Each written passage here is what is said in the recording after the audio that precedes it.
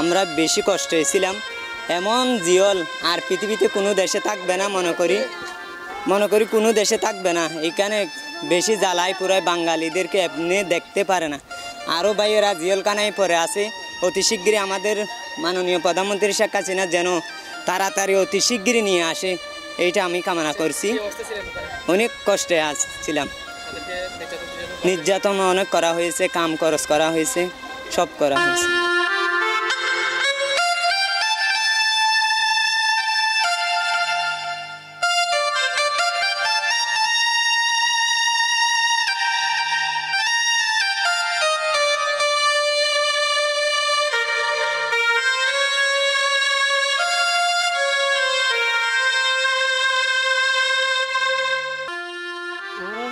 অবস্থায় মনে করেন পরিস্থিতির শিকার গেলাম, আসে যাই আল্লাহর হুকুম। তো যাইতে যাইতে প্রায় 4 দিন 4 রাত পর্যন্ত চালিয়ে থাইল্যান্ডের কাছাকাছি গেলাম।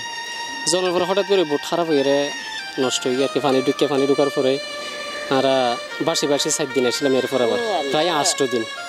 8 দিন পরেই বর্মার মানে একটু মানে জ্বর বাতাস বেশি, তো এখনও বুট টুট দেখানো যার। এরপরে দেখি দে আর 4 দিন পরে বাসি কুলোর হাঁচাত আসছি, জঙ্গল দেখা যার। তোর জঙ্গল দেখা যাওয়ার পরে প্রায় 4 দিন বাদে যখন একটু সিঙ্গেল চলানোর শেষ হওয়ার পরে বুট টুট যখন একটু দেখা যার, তখন আর ইশারাতে ডাকি হরি তার হাসেন ওই বর্মার বুটিন হারাম বাসাতে নবুঝি।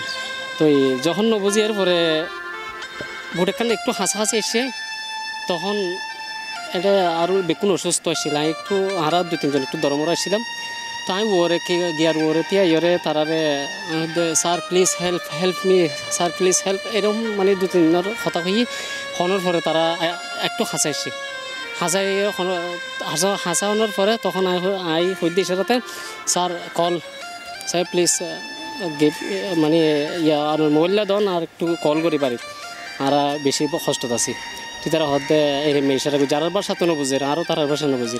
তো এরপরে তারা নেবিরে কল দিয়ে খবর হইয়ে তারপর নেবি আইয়ের আর দড়ি লগিয়ে তুলনার পরে আর খুব এনে গুজি মানে ভালোভাবে খানা পিনা দিয়ে রাখি আশ্রয় কেন্দ্র।